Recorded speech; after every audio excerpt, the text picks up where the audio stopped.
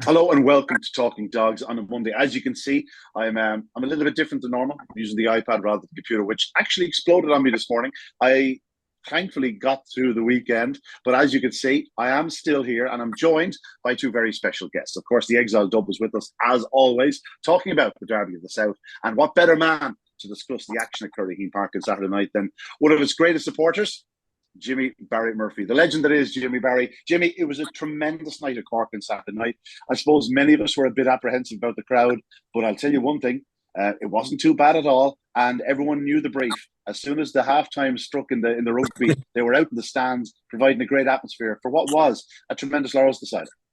Absolutely, and as you said there, we were all a bit nervous because the danger with the such a huge counter attraction. Let's be honest. I mean, in my time following all sports, rarely has a team like this Irish rugby team captured imagination, and playing the All Blacks again, such an iconic team. So we were very nervous about the counter attraction, obviously, but we had discussed it with the board and with the sponsors early a few weeks back, and we were humming and hawing about changing the night. And now at the end of the day, I was totally against that because I felt to give up our Laurels night would have been a bad statement. But again, if I was told that it was the right thing to do, I'd live with it.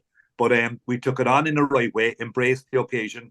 The people in the Greyhound board, Orla and Don, all the people below there, Sarah Kinsey, all did a marvellous job in marketing it. And I thought, considering the enormity of the game that the rugby game was, I thought we got a fantastic crowd. And we were all thrilled afterwards that it went ahead in the way it did, as you said. Yeah, indeed. Myself and Tommy, we rocked into the car park about 3/4 of an hour before the action, and it looked like it was going to be pretty empty. Tommy, we didn't realize the back car park was open, quite a few cars in there, and when we went inside, we were pleasantly surprised. No, we were actually. Look, at Jimmy's right. Like if you start moving the goalposts and changing them and doing this sort of stuff, then everybody say, well, Asher, the Laurels doesn't matter. So they'll change. They'll it's not as important. You start doing things like that, and you're kind of belittling what is a great competition. Um, I mean, the only other worst time that you could have had a clash that would have been during the soccer team, the Italian '90. That's the type of thing you're talking about. Yeah. Playing New Zealand, isn't it? Playing the All Blacks in the quarter final of a World Cup, like that's the sort of level you're up against. Look, there was a big screen there. There were plenty of small screens showing the rugby. We were all kind of watching that and then going out for races and coming back and watching the rugby. So even those of us who wouldn't know much about it or have much interest in the rugby, like myself, we were all just kind of connected to both of them. So it worked really well. Look, I mean, people were saying, could we not have changed to Sunday? Would you have got a crowd? You might, but you kind of set a precedent that, well, it's movable, and it's not that important. I mean, that would have been the wrong Sure, message. you'd have also been taking on county finals and the likes of the Sunday Yeah. as well, Yeah. like Yeah. Cork is very much a sporting county. You know what I mean? And And it's not. we had county hurling final yesterday. I mean, I'd never miss that. We had 15,000 people at that, and both clubs would have huge Greyhound connections, Middleton and Sarsfield. So you can take them on, but the better option was to go Saturday night. And as Tommy put it excellently there, you're diluting your product if you don't run on the standard date of a classic final. That was my view anyway. Yeah, it did provide a strange atmosphere is the wrong way of putting it, but it certainly it kept me on my toes. Like I was trying to keep abreast of the action at Cork, Shelbourne Park. I was watching a couple of races from Perry Barr because we had Irish representation over there. You've one and a half eye on the rugby, and between all that, you're trying to get a pint as well, Tommy. It was tough going, I'm just over it.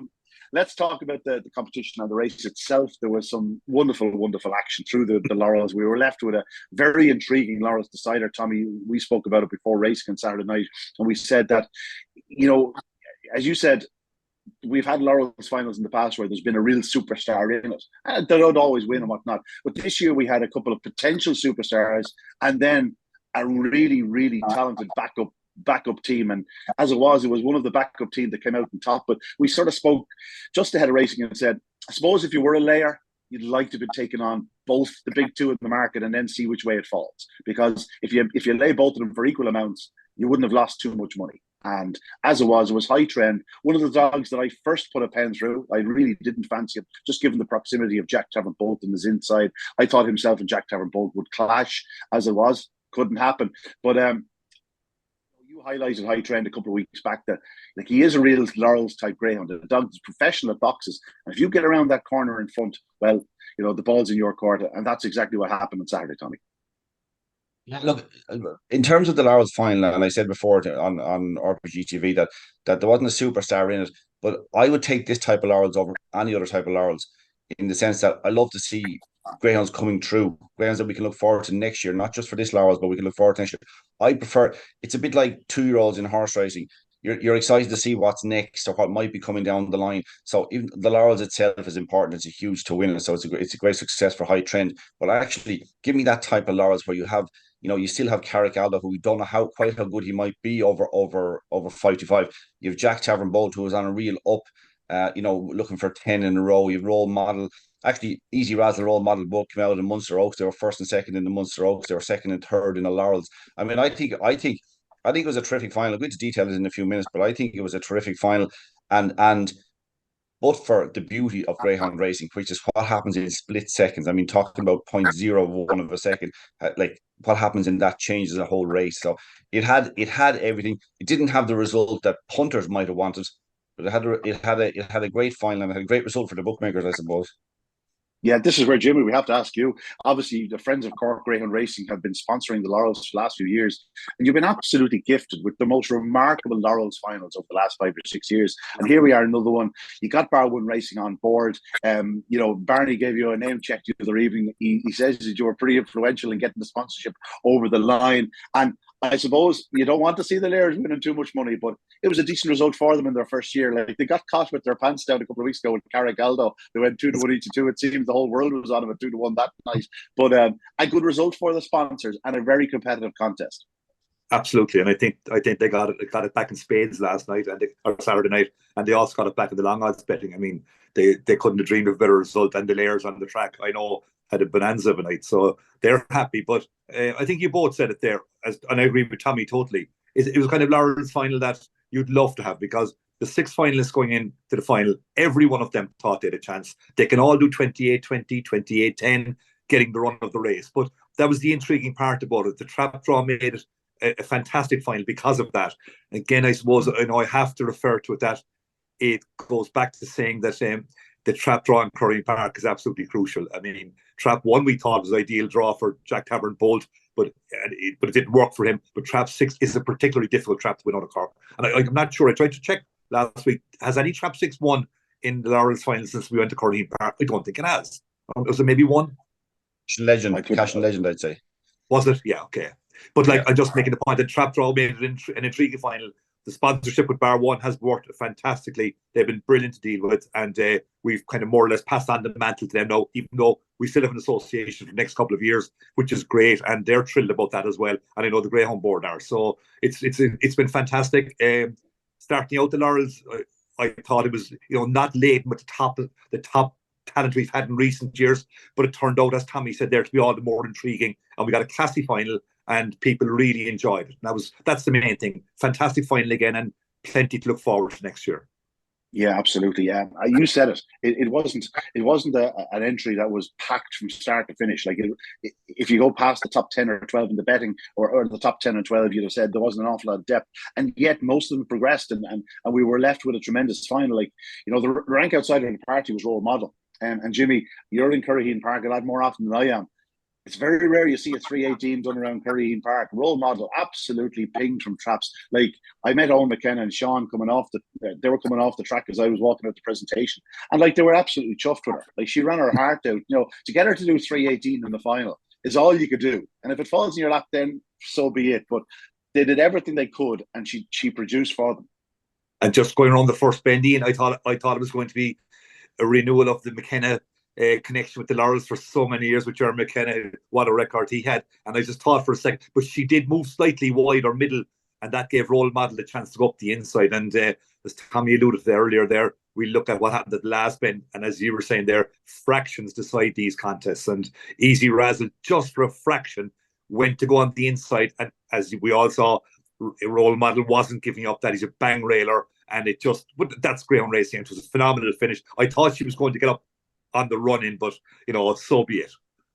Yeah, like Cork in particular. Like we spoke about Seven Heads Bay, Tommy, to Graham soon after the race, and said the atmosphere on that occasion, obviously given the Cork connections and whatnot, there was a bit of a murmur from the crowd when Easy Razzle started the motor at that third bend, and you could hear the crowd was getting up. We're going to have a Cork winner here, like, you know what I mean?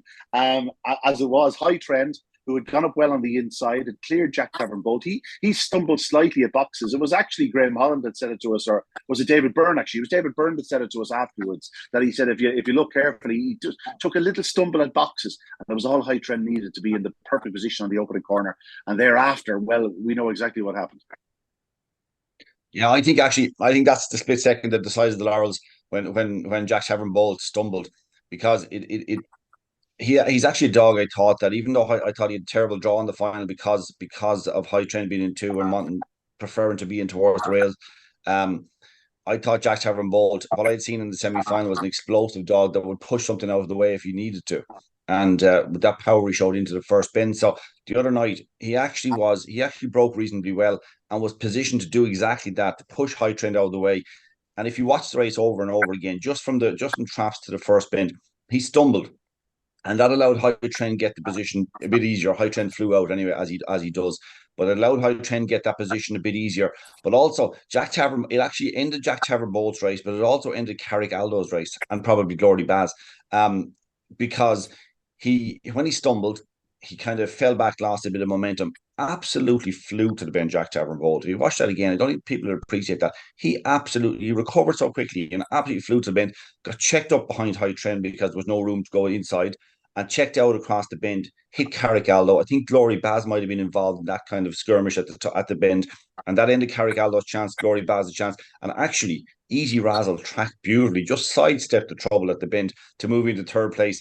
And then I said to you, they were just coming out of the second bend. I said, what wins now? And you said, Easy Razzle. And for most of the rest of the race, it looked like exactly like that. But in fairness, High Trend just tracked the last bend as beautifully as you could ask any greyhound to do it, to save time. Sometimes you like to see them drift middle because it shows that they're coursing hard or they're chasing the hare, But this dog, if you want a dog that's only narrowly in front, by staying tight to the rails, High Trend forced Easy Razzle, who had been coming naturally to an inside line, to have to check slightly and come out and run on again. And actually, she was going to probably drift off anyway, because that'd be her nature, Easy Razzle. But it was actually exaggerated more because she had to check slightly. So that actually cost her a bit of momentum. And then High Trend, and in fairness, look, High Trend held her by half a length. The angle we were at, Ian, was terrible. I mean, I thought High Trend was up, but I didn't think it was half a length, to be honest about it. But to be fair to High Trend, he galloped all the way into the escape as well. Yeah, he's from a strong running litter. Like, every one of them sort of stays that 500 meters pretty strongly, and he didn't get past at the escape. But you sort of alluded to it earlier on, Jimmy. You sort of left the door open there for Tommy to talk about it. That final bend maneuver by High Trend, it was a thing. Like, if you're on, it was a thing of beauty. Absolutely, Tommy summed it up. Actually, I hadn't thought of it. Normally, when dogs, even their railers, some of them swing wide and they're turning a small bit. So he obviously didn't turn that badly, because, as you said, he was never past the pick-up, in fairness to him. And I thought the way Easy Razzle finished last week in the semi-final, that if she got that close, she'd go right past him. But that never happened, in fairness to High Trend. So full credit to him as a good winner, because, I know she marginal fraction was held up the last bend, Easy Razzle, but it may have cost her, but we'll never know, because she still didn't burn past him going to the line. Yeah, she certainly didn't burn past to go to the line. Like, he was strong all the way to the line, and he ended up winning by a half length in 28:31. Tommy, you said that a few times during the competition. There will be dogs that are capable of going faster than him. There are dogs that are capable of going up faster. There are dogs that are probably a bit quicker down the back, and there are dogs that will probably outstay him at times as well. But in terms of the all-round package, he's probably more professional than the vast majority of dogs in training. He's got exactly what you need for Curraheen Park. Okay, you've got Easy Razzle, Role Model, who's flying out of traps. I mean, doing exceptional stuff. 318 is exceptional. High Trend, and I actually had said that I think High Trend is the most natural breaker in the Laurels. Now, Role Model for the last 3 runs has absolutely flown out. She hasn't always done that in the past. Maybe she continues to say that. You say maybe she's just achieved now a natural breaker. High Trend to me was an absolute certainty to break. I wasn't 100% certain that role model would do it, but he has what you need for a Laurels. And actually, you made a point after. We had a good bit of a chat in the car coming back from Curraheen Saturday night. And even when you saw Barney interviewed, he said, it was nice to have the link between the Bar 1 sprint in Dundalk and the Laurels, and he would have liked to seen Carrick-Aldo maybe do the double or whatever else. Maybe he wouldn't have been on the balance sheet and mightn't have looked great, but it might be something that we should look for maybe next year. See if they could get a bit of a bonus between the dog if the dog wins both or something like that, because it'll also encourage a few more maybe to go up to Dundalk and encourage them then to come down here, or maybe if they do a kind of bonus where a bonus if you win both, or a smaller bonus if you get to the final above in Dundalk and win the final here. Might be an idea, because there is a great link between the two, and you see what those early paces and those sprinters brought to this Laurels. I think Tommy, actually that's going to happen. The Greyhound board have already initiated a move to with Barney to introduce a bonus for the dog if he does the double. So it'd be a brilliant incentive, and I think to be a great idea.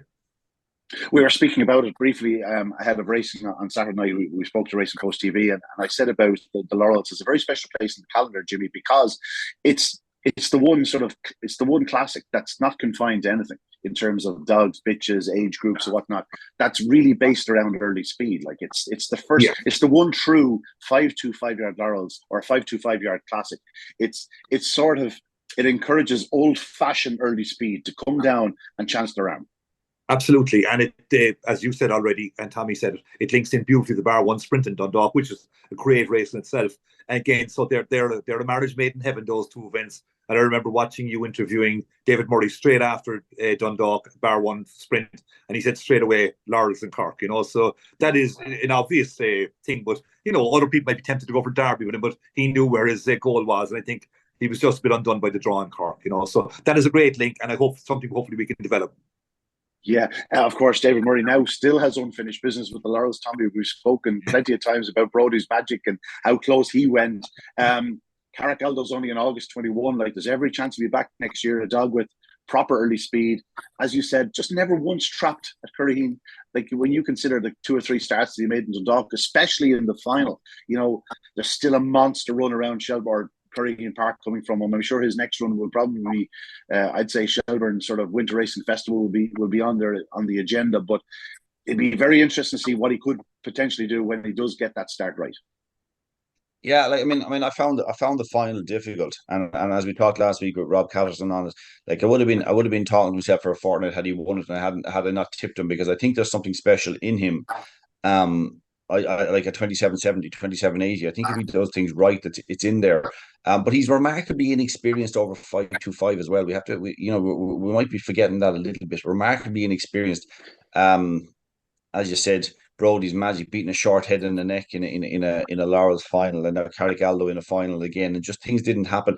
He in the semi-final he missed the kick and showed this most phenomenal early pace to catch and pass role model who flew from boxes around the first bend, having walked out. He walked out. He was even worse, I think, the other night, and was showing massive pace into the bend, as was Jack Tavern Bolt, as I talked about a minute ago. And they just came together, and that ended it for both of them. So I don't know what might have happened had he got a clear run around the bends, because actually what he had done, what Carrick-Aldo had been doing in previous rounds, he was running the first and second bends particularly well. Even though he's out in the middle to wide kind of a position, he actually makes ground on him, which is remarkable. Jimmy's right. People would listen to Jimmy say, but he might have thought about the Derby and gone, because this dog stays. I don't care what anybody says. Carrick-Aldo stays, and stays well. So maybe the funny thing is, we think that he's won a Bar 1 sprint and he's coming to Curraheen Park as a 5.25 dog. It'd be interesting if he got loose over 5.50 on a fast track at Shelbourne Park, what he might do too. Well, all evidence would suggest, Jimmy, that he would stay it as well as Pistan or Ewan Taylor did. Exactly, or Born Warrior. I mean, why wouldn't he? And we can look at the Night of Stars, I'm sure, and he'll be on that night. And it would be interesting to see him in a 5.25 or a 5.50 in Shelbourne Park. And I think there's a huge run in him. Like Tommy said, I think there's a huge run in him in Shelbourne Park as well. No doubt about that. Yeah.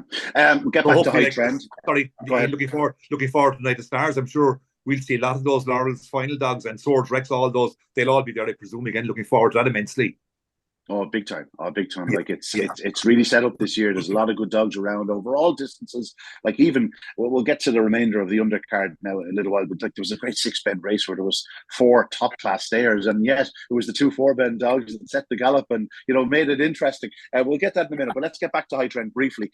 Jimmy, a fifth winner in the Laurels for Graham Holland. What he's achieved over the last 10 or 12 years has been remarkable. But it all started in 2009 with the aforementioned Seven Heads Bay. But a fifth Laurel success. It's a competition he has targeted, and he obviously knows what it takes to win it. It's remarkable to have 5 winners since 2009.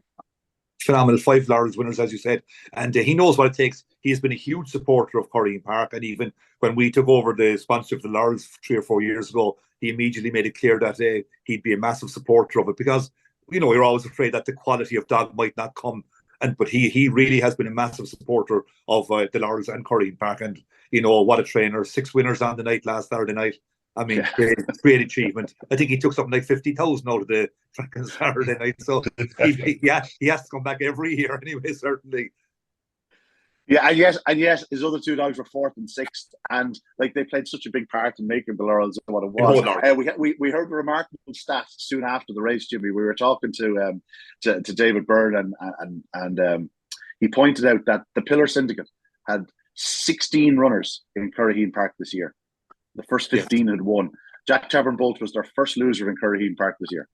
Go away. That's amazing stat, isn't it? And in fairness to them, they've been great supporters as well. And, they're all done on Saturday night. Great lads. And I think they're going to sponsor a stake in Cork now. Well, they should. The money they've taken off us. High Trend, a tremendous winner of the Bar 1 Racing Irish Laurels. And again, our thanks to all involved. Jimmy, especially yourself and all the various supporters you got, the benefactors. When the Laurels, I'm not saying the Laurels was ever in danger, but it was just in danger of losing a little bit of the luster when you're struggling for a sponsor. It was a very trying time in Irish Greyhound racing. You came forward, you got all the right people involved, and as I said earlier on, you've been truly rewarded with some remarkable finals. Of all the classics over the last 5 or 6 years, I think the Laurel is the one that's consistently delivered in the final.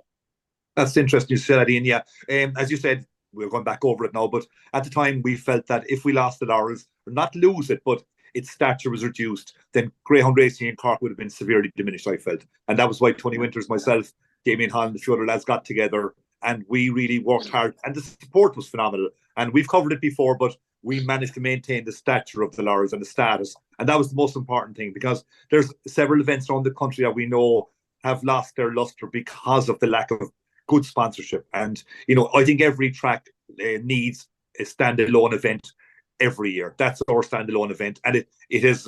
We've got the response now. We've a massive supporters that are running in Cork, doing marvelous work, and it's all a spin off from that. So, as you said there, the Laurels has held its status. We know it's not the Derby. Shelbourne Park is unique and will never be replaced from that point of view. It's a different event, and as you said earlier, and Tommy said it, it brings a specialised greyhound to Cork, total early pace, and that's fantastic in itself as well. There's a reason I get down every year, Jimmy. It's a very special place, special night, a special competition, and it's not just a free accommodation with the fellow there beside us. It really is a special night, and it's one that I will be continuing to go down to. I can promise you that. I've never had a bad night down at Curraheen Park, especially on Laurels final night. And speaking of Laurels final night, great credit must go to the racing team, Brian, and all the team down there. They put on just the most wonderful card, like top class performers from start to finish.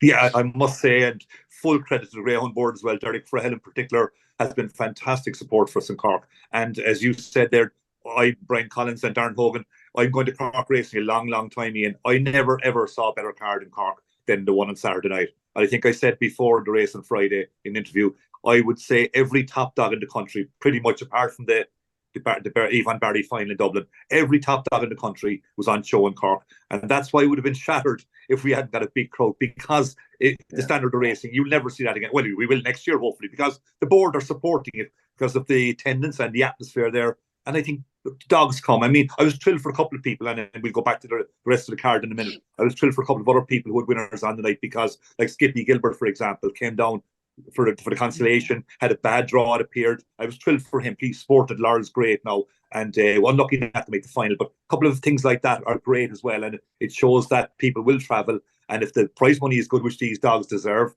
it's a bit of a haul to Cork for up the country, I know, for people, but they came, and they came in abundance, and it was a fantastic card, and full credit to everybody involved. As I said it already, it was the best racing card I've ever seen in Cork. Yeah, we should have got a hint over the last few weeks, because every time I spoke to people about their dogs, we're thinking of bringing them down to Laurels final night, and you got that. But Tommy, you've been saying it for a while now that the standard in Cork full stop has improved greatly this year in particular. No, this isn't a one-off in terms of the overall quality. Of course, it is, but in terms of the having quality racing in the weekend, no, this isn't new at all, and it's been great for the year because there were, as I say, there were years where you're going week on week, you're going, God, the racing here just isn't up to scratch for a Saturday night, and there were excuses put forward for this and that, and because we got a bags card, and because we got this, and we have to have A5s on a Saturday. No, you don't. You're Curraheen Park. You're the second biggest track in the country. You deserve to have good racing, and you will get better crowds if you have better racing. And if people also have to come to expect it, they don't expect to have to tune in and have a look on Wednesday or Thursday at the card to see is it any good. They should know, geez, we'll go to Curraheen next Saturday night. We know there'll be good racing there, and that's what's happened this year. And for that you get the reward by getting big crowds in there. I would say on the whole sponsorship thing as well, and I'm kind of on record of this before too. I know, we do a lot of stuff in Youghal as well with track supporters and all that to try to support the track, and obviously the friends and supporters of Cork Greyhound Racing have been fantastic and very much needed, and have breathed life back into the Laurels. But I also think it's a extremely important step what Jimmy has achieved this year by getting Barney O'Hare and Bar One involved, because if you it looks better when there's money coming from outside rather than supporting your own. But you can't keep going to your own pool to support your own things. All of a sudden you become a very very small kind of community if you're not getting supported from outside. So while it was extremely important, I mean hugely important, to breathe life back into the Laurels again, and I say you weren't afraid it would be lost, but Jimmy was afraid. There was a real concern that if you have a Laurels and they say, oh, it's going to be 15,000 to the winner, where does it go next? You can't have that, or else it's nearly gone. And as Jimmy said, if that stake is gone, the whole year is gone in Curraheen, because people expect, well, if that's the best you can produce in the year, well the racing in Curraheen is no good.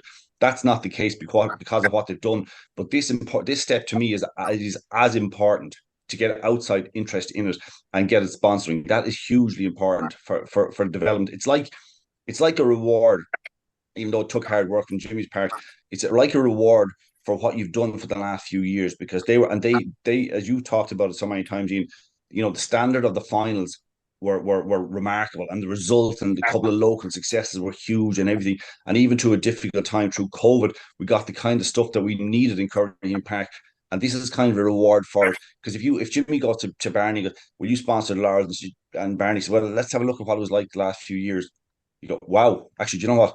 I want to be involved in this. I want to be involved in this. So to me, that step is as important as the last few. Yeah, no, I back that up. And of course, apart from everything else, Bar One Racing, they weren't afraid to lay a bet, Jimmy, and that's important. Yep. We need to be in a situation where bookmakers aren't afraid to be part of our product and take a bet. Exactly, I was amazed. I mean, when I went to Barney first week, and as Tommy said there, he was it wasn't unsure about the value of the Laurels or the exposure he get down here. And when he looked over the last couple of years, I think he saw an opportunity that would be a marriage made in heaven for him, opening offices down in Cork and in Munster. And then he went for it, and they were fantastic to work with. Their colour scheme, their whole output in their advertising methods were fantastic. And as you said, Ian, very important, took on the anti-post market and bet the races every Saturday night, which people got involved in. I'm told they laid substantial bets and were never refused, which, is a big factor nowadays. And as you said, I think Barney had a big smile on his face after the final Saturday night anyway. So he got it all back, I think. And that's, I'd rather see the bookmaker losing, but, but having said that, I think that, as Tommy's very, very well put there, we have to bring an outside sponsors, because you can't keep going back to your same people all the time. You can to a limited extent, but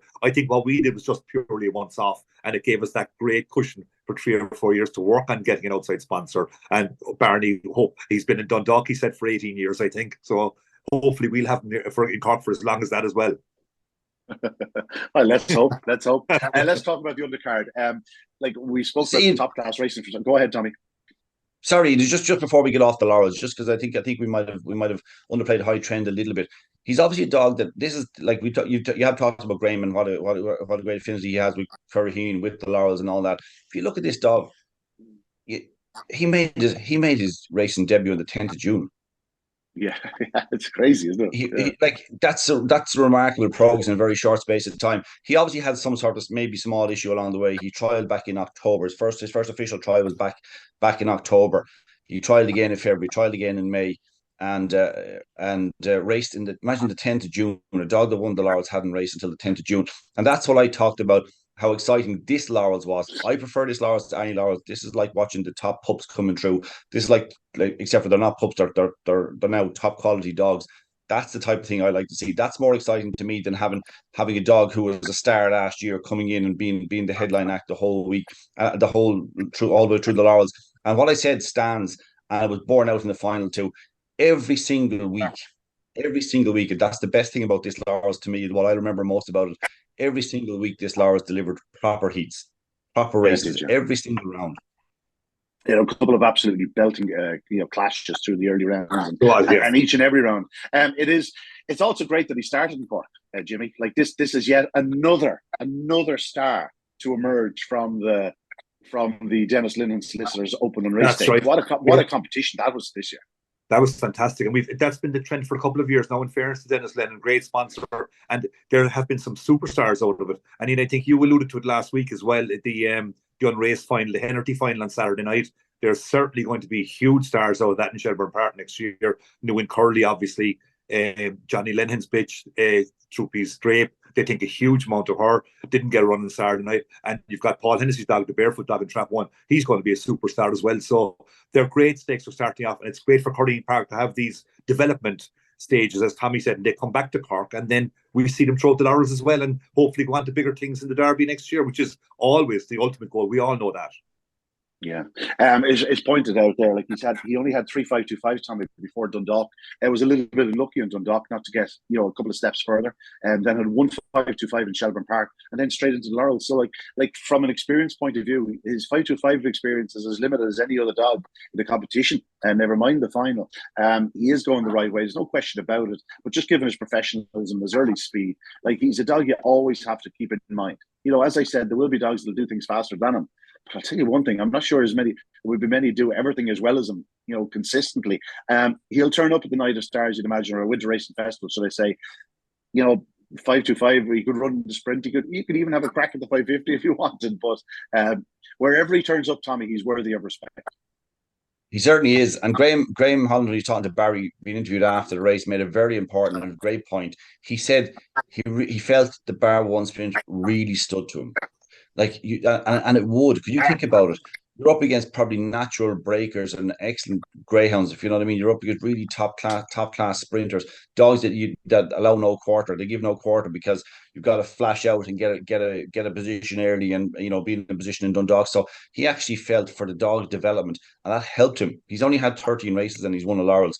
That helped him to step up from the unraced here in Cork to being able to compete in a Laurels and go and win a Laurels final.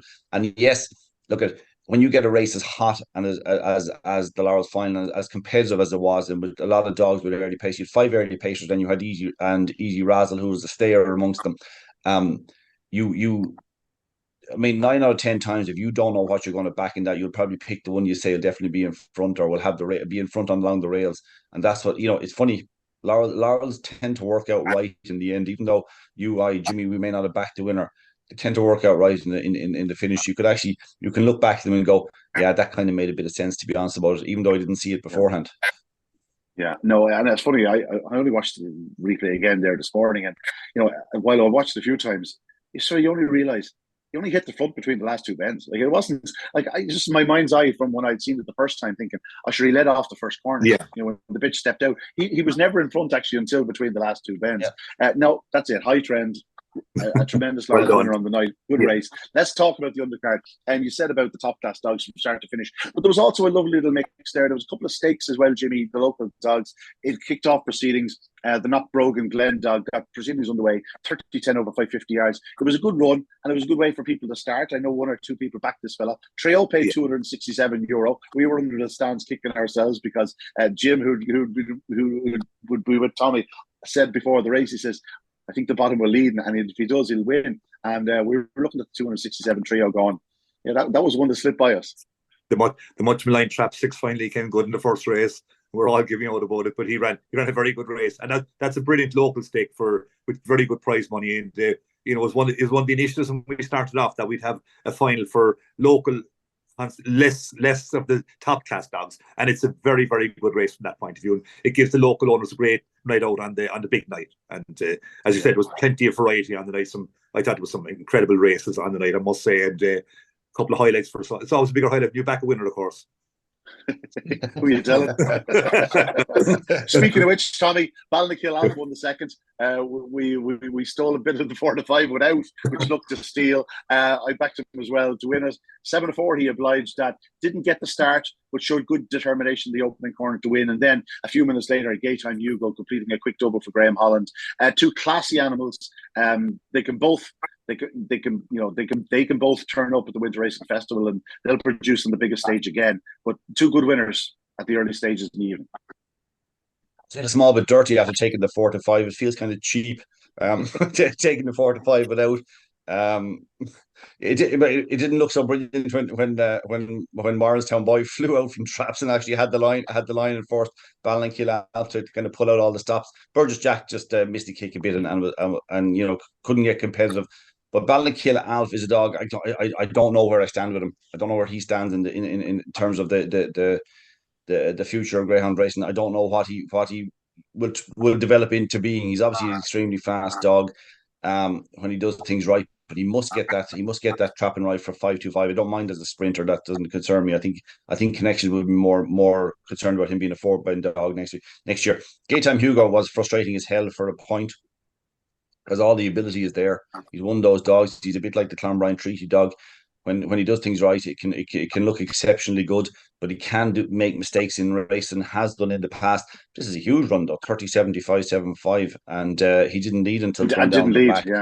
Yeah. Switched inside to lead down the back. He's an exceptionally fast dog. I assume he'll go to the Ledger. And like, he's a type of dog that if you back something to win the Ledger and he comes to beat you in the final, you'll be kind of going, yeah, I knew he was a danger. Well, would I want to back him now? I don't think so. I still just have a little bit of a doubt in my head about what he's going to achieve. Of course, a finalist in the Kirby Memorial, 2809 winner in the semi-final. So Limerick is certainly a track that has played to his strengths in the past. Jimmy, we'll let you touch on Ewan Curley, because he's very fast. He's one of a number of very fast dogs that were in the final of the Jerry and Michael Hennerty Memorial and raced. A cracking competition. It's always been a cracking competition. We've seen some really good dogs in the past coming out of it, and Ewan Curley is no exception.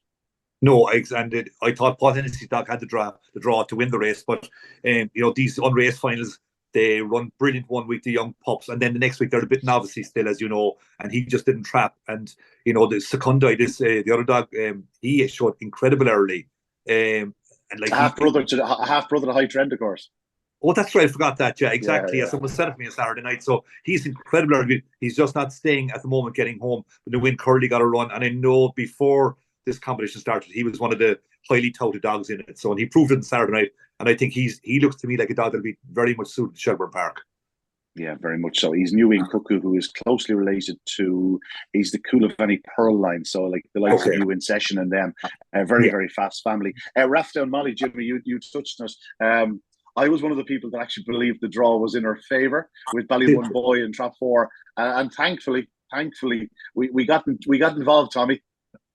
Look, and then I thought it was certainly going down the back that he'd pick up Ballymun Boy. Ballymun Boy doesn't really stay that well. In fairness, Ballymun Boy had been inclined to go in and looked like he had the worst draw, and that would actually set it up for Rathdown Molly. As it happened, he showed brilliant early pace as he has and was able to get across to the rails. But Rathdown Molly, I felt she ran a cracker in defeat from a terrible draw in the semi-final of the Laurels. Just a shame for her for Connection that she finished fourth. It was a horrible draw, really, in terms of if you're not going to break and the way the makeup of the race was. So it was nice to see her get a bit of compensation, 2,000 for winning the consolation. The New Wing Curly dog, just going back to that second, just wouldn't be surprised if history repeats itself. Secundi, who finished second, if he just developed into a proper Laurels dog next year. Yeah, no, he has that sort of makeup, no question about it. Certainly, it's in the family. Jimmy, the Bartley, he's always in a very important competition down at Curraheen Park, and it was a good competition this year. And I think it's safe to say the best dog in it won it. I think he's still very much the unfinished article. Romeo Kingpin missed a kick the other evening. Been told he's got great early speed. He's really showed around Curraheen Park. But I'll tell you one thing: he absolutely took off down the back straight. He needed to, because he was all out coming to the line, wins a neck in 28.42. I wouldn't be surprised if he was doing the 28.12 in a couple of weeks' time. Yeah, another dog that looks a fabulous dog for next year, 5-5 dog in Cork next year. But it's been a great stake. Bart was one of the great characters of Cork racing, and we want to, and his family and our friends want to remember him that way. I think we've done that now. And again, the Greyhound board backed us 10,000 to the winner for an A2 stake. It's fantastic, and all the top trainers come. They all love Bart. They want to be part of it. Paul Hennessy told me on Saturday night it was the one race he was thrilled to be in the final of, because he was great friends with Bart, and obviously he'd like to have won it, but take it on the chin, he was just glad to be in the final. So a very good winner, and I'd say a very good dog going forward once he gets his trapping boots improving a bit. Yeah, lots more to come, Tommy, from. You'd hope so. Again, a dog that could develop into a top class dog. I think he's run 9 times. He's won 5 and been second 4 times. But there's more in him. I think when he went past Millridge, Nadia battled back game, he actually to make a real good race of it. And I'm kind of glad, though, I have to say, that an A2 stake is won in 28.42 as well. Yeah. Because it meant that A2 dogs had a real genuine chance in it, if you know what I mean. No, I understand that. Yeah, it's probably a 28-10 dog winning it, but he wins it in 28-42. Yes, but in time. Yeah. Breeders' Wood won the Open Bitch 525. We're a bit short of time, but she got first run in Ballymac running Bocco's Crystal, and that's the way they finished. 3 very classy ladies, and Breeders' Wood had the draw in her favour. She won it 2-1. She was 2-1 joint favourite alongside Bocco's Crystal, who I know is ledger bound. Bocco's Crystal, the Derby runner-up. You'd imagine the likes of Ballymac Run will certainly end up at the ledger as well. There was a cracking 750-yard contest. I thought this was one of the performances of the night, Jimmy. 365. She didn't lead early. She looked it up with the 6th bend. I can't believe she won 6.5 lengths. That just seems remarkable. I'm so thrilled about it from a personal point of view. It was a vital win for me. Needed that badly. And those ones are always special highlights, aren't they? So yeah. I thought on the back straight I was in big trouble, but I think she's going to be a sensation over longer distances. I mean, she'd stay 1,000 yards looking at her on Saturday night, wouldn't she? I mean, as you said, it's hard to believe she won by 6.5 lengths. I know there was a small bit of messing in behind after she hit the front, but she was a Derby finalist. Sure, I mean, let's be fair. The form is in the book, and she had never been around the track either, I believe. So that's a huge statement. In fairness to her, I'm sure she'll be heading for the Winter Festival as well in the long distance race, won't she? And she's going to be a huge draw over the next few months, I think. And that not from a purely personal, selfish point of view, I thought she was fantastic. Yeah, I agree with you. So we spoke to Scott and to Kira. They were there on Saturday night, Tommy. They are absolutely loving this journey with this lady. And, it just helps a little bit. You arrive down to Curraheen Park and you land a €2,000 prize. It pays for a bit of diesel. It does, yeah. And I don't know whether from talking to them the other night, they were talking about, maybe when she comes into the season, I don't know whether they're fearing it or looking forward to it. I'll be honest about it. I mean, when you have a bitch that good, like, how do you call time in a career? Like, she brought them to a Derby final for them. It's brilliant for them. And you know what? You talked about it afterwards on the way home from Curraheen. We were chatting about this race, and you made a great point about it. You had two 5-2-5 dogs, or 2 4-bend dogs, who were in there and popped out. That makes it a very different race. Kinturk Road hadn't been led or certainly hadn't come from a long way behind in the pass over 750 and was going to make it more difficult. It actually set up to be a real strong race for stayers. It's what I really wanted, because in fairness to Boyd Sports Gift and Hookham, they kind of kept the pace going for a good while. So it actually 365. Yeah, I was only this morning when I was looking at the results earlier on today. I said I couldn't believe it was 6.5 lengths either. It seemed a lot closer when we were watching it live. Yeah. Seemed a lot closer for me anyway. A couple of Trap 1 winners, not to be surprised. Swords Rex was a 4-11, Jimmy. In hindsight, 4-11 at the opening corner was a very big price and unmatched, of course. A good winner for Johnny Lynn, and she's a really talented lady, making the most of the draw as well. A couple of winners for, I was going to say favourite backers, but Romeo Hanzo was somewhat a surprising odds-on chance in the 11th race, but it went to unmatched, which was no surprise given the draw. No, and Ian, believe it or not, Swords Rex on the track, all the lads went 2-1 on. So a lot of the shrewd local lads went all the 2-1 on you wanted. So that looked a great price. No, there was an injury doubt coming into after coming out of the Laurels, obviously, but I presume we all thought Graham wouldn't run him unless he was 100% or nearly 100% anyway. And again, he had the trap draw in his favour, so that was a big help, wasn't it? And I was for John Lennon, having lost the Laurels then to win it with Unmatched. She's a very, very good bitch. I think she was in the semi-final of the Oaks, wasn't she, as well? Yeah, she's a talented lady. Yeah, very talented lady. And her trapping hasn't been great, but she got it right on Saturday night and had the inside line again. So big help. Yeah, the key with her is if the early pace is on her outside rather than her inside, it allows her to drive the corner just that little bit better. And I think she's much better in red, as you say, or if she was in 2 or 3, she'd have the legs of those inside her. Jimmy, by the time the last race was run, myself and Tommy were sitting in Bertie's bar in Youghal. You'll have to talk us through Claude Jeremiah, a good winner of the finale, 5-2, and a winner from Trap 5 despite being slowly away. Yeah, delighted for Pat Kiley, a great local trainer. Pat has been training dogs more than any of us would remember. Had some great dogs. Tracy Budd, all those so many years ago, won the Oaks. But Pat's a great trainer and great for a local trainer again to have a big winner on the night. He actually ran a brilliant race. I'm not sure how he got around the first 2 bends. He's a son of Broadstone Bonner, but he showed brilliant pace, I thought. And it was a very competitive race. A lot of early pace on the inside. But if you watch the race again, I'm not sure how he drove those first 2 bends. It was a brilliant run. And very exciting for Pat as well to have a winner on the night. All local trainers, of course, they'd be vying for a winner on the night. And it's nice for a fella like Pat to have that winner. Absolutely. Jimmy, we know we have to let you go. A great Laurels, a memorable Laurels, one that'll, for the right reasons, it'll be remembered well. Absolutely. And as we were saying earlier on, it was there was a huge counter attraction, but I think the standard and quality of the card was a big help. The promotion by the board and Bar 1 also helped. And I think, it was a huge event to take on. And we were so thrilled. Everybody was thrilled on Saturday night with the turnout of the public. And, hopefully next year we'll have a bigger crowd again. Obviously, that's a one-off event with the rugby, obviously. And we'll be back next year bigger and better. I'll see you there. Thanks, Jimmy. Thanks, pleasure as always. Thanks, Jimmy. Tommy, from one legend to another. Yourself, let's talk about Shelbourne Park, because the Yvonne Barry Open 600 was the feature of the action at Shelbourne Park. €5,000 to the winner. There was a hot favourite in the form of Ben's Teddy. We did say on Saturday night, we thought he needed to be doing everything right to justify the price. And I can safely say, in terms of big race finals, very few were over as early as this one. Yeah, I contacted my good pal in Dublin, who remains anonymous. And remains anonymous, but he texts me. I said, "You fancy anything tonight in Shelbourne?" He said, "Yeah, I fancy the bitch in the final." He said, "In 6." He said, "I thought she was 6-1 on Monday. I missed that. Missed the 5-1, and I don't think had a bet afterwards." So I'd say after 2 strides, he was talking to himself. I wouldn't be surprised if he just went to the car and drove home, because it was this was over. I think you talked about it. This was over in a matter of strides. Glengar Elvis ran a cracker in second, missed the kick, showed pace up along the inside. Ben's Teddy's a smashing dog, and like I'm not that surprised or disappointed that he got beaten, because I think he's the dog who they talk about him that he wants to race. I think he probably needs racing. And you saw him through the Derby as well. He got better. The more racing he had, the better he got. And actually, even though sometimes I do have concerns about 600 yards, take quite a bit out of him. Actually, he got a lot of buffeting in this race, and we beaten 6.5 lengths.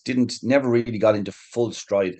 I actually don't think that it's any harm in that. It's going to stand to him over the next couple of weeks. I'm sure they'll put a bit of work into him now in the next fortnight, get him ready for the Ledger, and he'll be a real player in that. Yeah, absolutely. He's funny enough. Like, this is the type of race where he's vulnerable.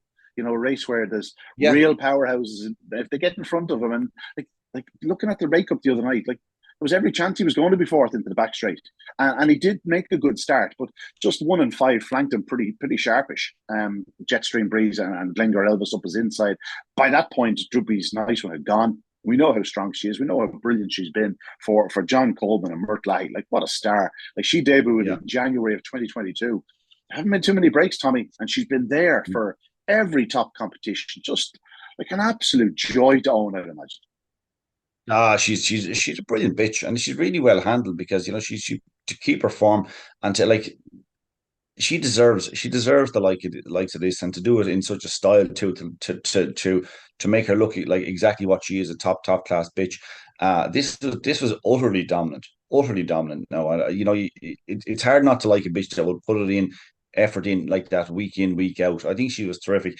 Ben Teddy might be the type of dog where a 550 suits him better, where maybe they just gone a length in front of him at the bend and he get a run, whereas the other night he was in among them and getting knocked left and right and all that sort of stuff. There's no hard luck story in that race though. Droopy's Nice One was the best on the night and 30 deserved it. She wins 6 lengths in 32.22, and I would suggest that it was probably the coldest of the conditions. Probably the track was coming back that little bit, and she ran right to line. Just a brilliant winner. Well done to all involved. Some great racing on the Shelbourne Undercard, the Paddy Merriman Memorial, and there was also a valuable the semi-finals of the Resets Open 525. Some quality racing from start to finish, and well done to all involved. I understand that the crowd was very small at Shelbourne Park, but I suppose that is understandable, Tommy. Like, it's not, for all that the Yvonne Barry track bookmaker chiefs, I nearly called the memorial. Sorry, Yvonne. Sorry. I'll get it in the ear now later in the week. It was a fantastic contest, but again, you can watch it on the Barking Bulls, and when the draw of the rugby's on, and you are in D4, remember, there's plenty of people who would have stayed home to watch the rugby. Yeah, it's true, and it even goes for the Laurels. I was delighted with the crowd in Curraheen because everything was up against it. And you can also watch it on Racing Post TV the other night, which I will never put down as a negative because we do need that. So it's never going to be a negative. And if it takes 20 people away from the track, well, so be it. Unfortunately, that's, generally those people are people who would love to go to the track, but just can't for whatever reason and will sit at home and watch it. I think we need that side of it, so that's never going to be a negative. It's just there was just so much on, and it's all right. There's plenty coming up again as well to get people back into Shelbourne Park over the next number of weeks and bring it right up into Christmas. So, you look at you kind of have to take it on the chin that there's a small crowd on the night that was in it. From a point of view of the Irish rugby team, it's a shame that they're knocked out. But you know what? There'll be no excuses. It's not bad for our game. It's not bad for our game. While I'm sure South Africa and New Zealand in the final of the World Cup will take few people away, it would have been an awful lot worse if it had been Ireland and South Africa in the Rugby World Cup final. Tommy just mentioned there was a couple of runners in Perry Bar from Ireland. Droopys Mandolin and Droopys Ailsa both progressed for Robert Gleeson.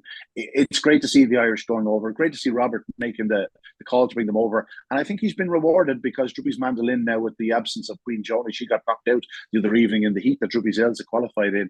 Droopys Mandolin I haven't seen the prices this morning, but I'm sure she'll be favoured. If not, she's certainly very close second favourite. She's a very talented lady, obviously assisted Droopys Flightline. Fair family, that. Yeah, oh my God, yeah. Robert's a cracking trainer as well, and it's the right thing to do. It's good to see it. I'd like to see a bit more of it come the other way as well. Maybe bring over a few of the top dogs and kind of challenge here for some of our stakes, not just coming over for the big occasion. I don't think we get enough of them in the Irish Derby. We don't get enough. We do get a few on the for the Winter Racing Festival, but we don't really get enough of them coming this way. Like you see, we talked about it. Graham Holland goes over, Liam Dowling goes over. Paul Hensey. They all go over, kind of travel over if they see a right opportunity. And that's the way it should be. Greyhound racing is not a huge game. It's not a big, huge global game. And you know what? If it's going well here and there is money to be made in the UK as well, or opportunities for greyhounds over there, why not travel? Yeah, no, absolutely. No, well done to Robert and well done to Droopys Mandolin. Hopefully she keeps producing the goods in Perry Bar. There have been 2 or 3 Irish winners in recent times, going back to 1999 springtime, Droopy Stacey in the early 2000s. And of course, your old great pal, Billy's Diva, about two years ago, maybe, Billy's Diva winning in it might have been Swindon or Perry Bar. I think it was Perry Bar, maybe.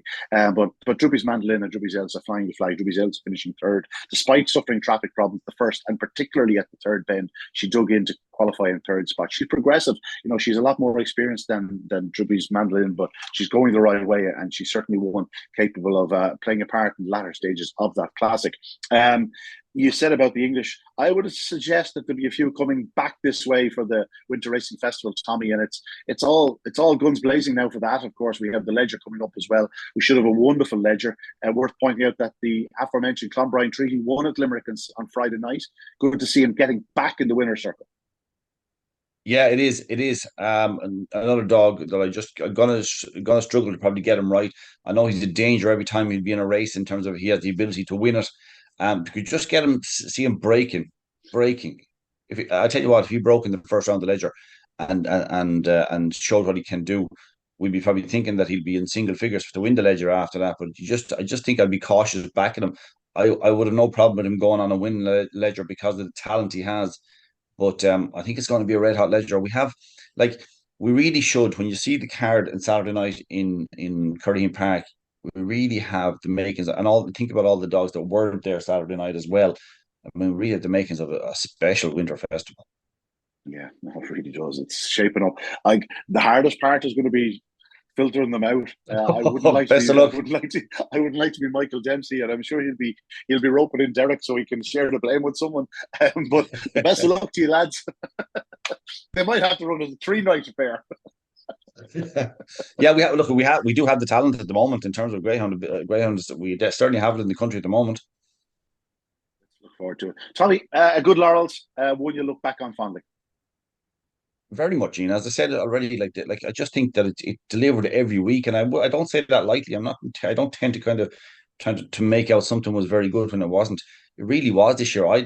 To me, that's my type of Laurels. That's my type of Laurels. It feels like it's like a little bit like, like the champion puppy, where you know that these dogs are going to run the Derby in 2 months' time. Do you know what I mean? That's not belittling the Laurels, but that's what I love to see.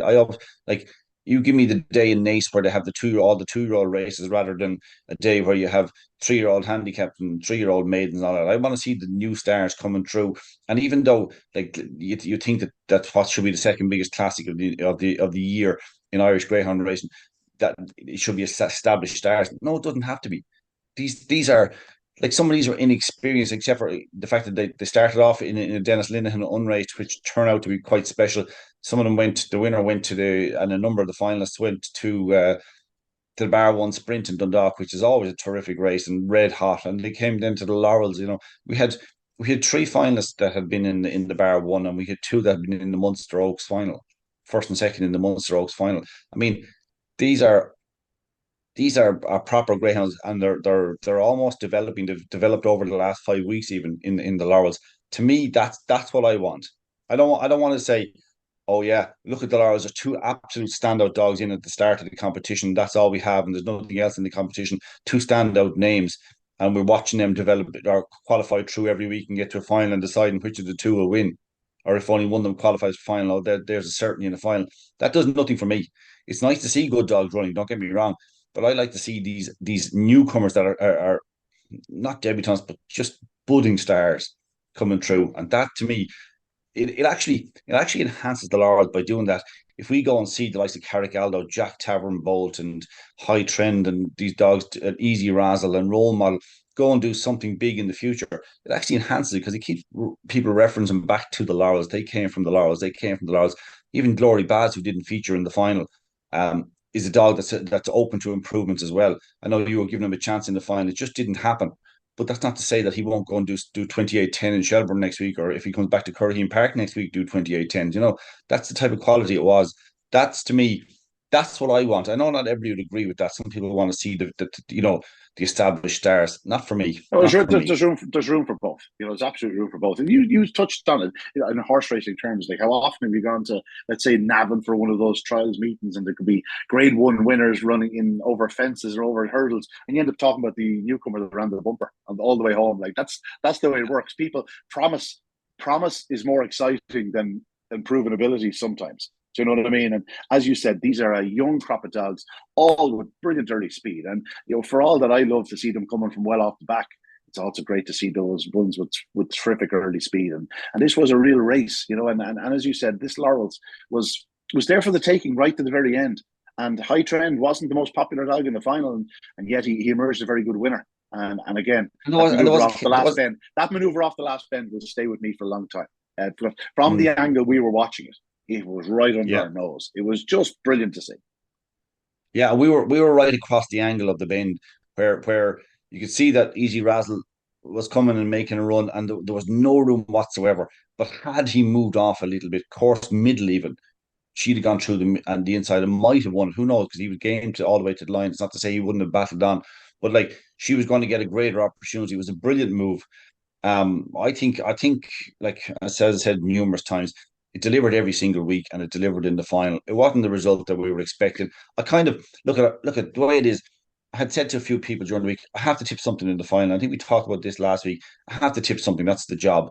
But I found it difficult. Didn't want to have a bet myself because I couldn't. I could see why things wouldn't happen for Jack Tavern Bolt and Carrick Aldo, and yet if either of them had broke, now Jack Tavern Bolt, if I had to say there's an unlucky loser in the final, I'd say it was Jack Tavern Bolt, because actually he impressed me with the pace he showed into the bench, having stumbled and then lost momentum and shown the pace up against the likes of High Trend. I mean, had he not stumbled, would he have pushed High Trend out of the way and maybe won it? I think he might have been the unlucky loser in the final. But like, I think if things had gone right for him, if he hadn't stumbled and he had broken and showed his pace, he might have done something utterly special, 27.90, 27.80. Had Carricaldo broken, he could have done the same thing. So I think the scene was set that had it worked out for either of them, it would have been remarkable what they might have achieved. But that's not the important thing, I think, about the Laurels. It was the fact that they were in there with a chance to do that. And then you have a dog who does everything right. And that's what pays, and that's what gets the reward. I mean, when there's very little between six greyhounds in a final, you can't afford a mistake. Role Model made no mistake, ran a super race, made no mistake. Easy Rattle got a little bit of look at the first bend, sidestepped a bit of trouble, showed brilliant pace, but it was just too much to kind of catch up a dog who had done everything right. High Trend popped out, got the rails, held his ground very, very well all the way down the back. And it took until the crown of the bend nearly for him to put his nose on, maybe just a slightly. He was upside Role Model at the third bend, and they kind of raced together almost around it. He had the advantage of the inside. And then no sooner had he taken the inside and the Easy Rattle was on his tail. It was like the final itself had everything. It had the bit of drama between the favourites and the market leaders, whatever, and it had a fabulous finish as well. So to me, like, it had everything, and I don't say it lightly because there are often times I say, "Gee, that was rubbish," or looking into the final, gone, "I'm not really looking forward to this. Who cares?" I wouldn't, you know me, though. I'll say it, Ian. I'll say it. Sure I will. think. One person we haven't mentioned, and it was down to the RT&C syndicate, which is obviously Rachel, Timmy, Chris syndicate, which is the Holland syndicate themselves. But Eugene Buckley was part owner as well, and Eugene has been a great supporter of the game, the Silver Hill man for many years for me, and that's what I'd always know him as. Always had a real strong running dog about him. He's got a Laurels winner, and it's great to see a man like that that's been involved in the sport a long, long time. Yeah, very, very much so, Ian. And I kind of remember the likes of a Silver Hill Tina sticks in my head from about, Yeah, I'm gonna go with that a bit. She'd have been a good dam as well. She'd have been a good dam. I don't wouldn't be that far back. About 10 years ago, maybe. Maybe, and she was from the Tina Marina line. She was Tina Marina, would have been her granddam. Yeah, that's many moons ago, but she sticks in my head for some reason. But yeah, and like, again, it's not about he doesn't care whether his name is down his own or whatever. It's not about himself. It's just about enjoying the racing and having a good dog and what that entails or might entail. So, yeah, look at High Trend was an 8-1. He was the outsider of Grahamstree and still won. But I think when you're talking, I think when we talk to Graham afterwards too, like, he knows himself. He reads the race well himself, and as you'd expect, he reads the race well. He kind of knew what could potentially be in store for Jack Tavern Bolt. You know, what the position in the draw might have meant, with High Trend being a great breaker and going inside. Glory Baz had a tricky draw and so it transpired. So I think it might have been the outside of his tree, but I don't think it's a huge surprise to him. And he did say one line, which I thought was important. He finds a way to get to the line, that winner. Yeah, very important, Tommy. You know, a winning habit is a winning habit. I wish I backed a few more dogs that had it. That's it, because my iPad's about to die on me. I'm off to buy a computer. That's going to be a costly day for me. Lucky I backed a few winners in Cork on Saturday. Tommy, pleasure as always. We'll see you next time. That's it, though, from us on Talking Dogs on Monday. Again, we've crowned a great winner of the Bar 1 Racing Irish Laurels. Again, our thanks to the sponsor, Bar 1 Racing. And, of course, well done to all involved in High Trend. It's all about getting to the front. He knew exactly where the line was. He held off the real strong challenge of Easy Razzle. Back in third was Role Model. A cracking final to a cracking classic. But that's it from us on this Monday evening. We'll see you next time. Good evening. Good luck. God bless.